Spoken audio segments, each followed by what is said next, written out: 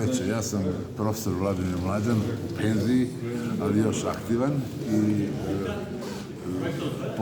po struci sam veterinar i danas ćemo govoriti o vitalnosti i održivosti pčelnih društava, u sklopu čega će biti predstavljeno praktično najviše naglasak na nestajanju pčela, koja je prošle i ove godine vrlo aktualna, a što je u stvari kompleks bolesti.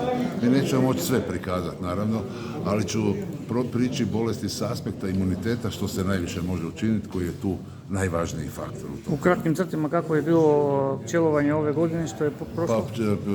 U smislu prinosa je bilo dobro. Da. To je bilo dobro, ali nažalost štete su sada velike i stradale su, još se ne zna tačno, vidjet ćemo. U aprilu će se pravi rezultati vidjeti, ali mislim da je stradalo jako puno pčelnih društava. I ne samo u Makedoniji, u Srbiji, Bosni. Tako, na Balkanu. Na šta da se fokusiraju ove godine? Da. Na šta treba da se fokusiraju? Treba da se fokusiraju već sada, da se obrati bitna pažnja, iz toga razloga krenulo je rano, vreme je potpuno neobičajeno. Znači u februaru mi imamo sada već veliku količinu legla, ali i veliku količinu varoje već sigurno, jer je ona krenula da se razvija. Znači stalno praćenje varoje i jačanje imuniteta, o čemu ću govoriti, i dezinfekcija. To su ključne stvari. Hvala, i samo da pitamo domaćina, da ni kažete za ova rabotilnica, evo je organizira Pijanečka pčela 2. Ova rabotilnica je v sklop na годишната програма и практично почнуваме со ова работилница во 2024 година.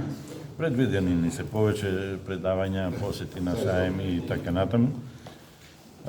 Се надевате дека ќе има? Се надеваме дека од ова ќе имаме, пчеларите ќе имат голем чар, затоа што заштитата на пчелните семејства е најважната работа во одржувањето на пчелите.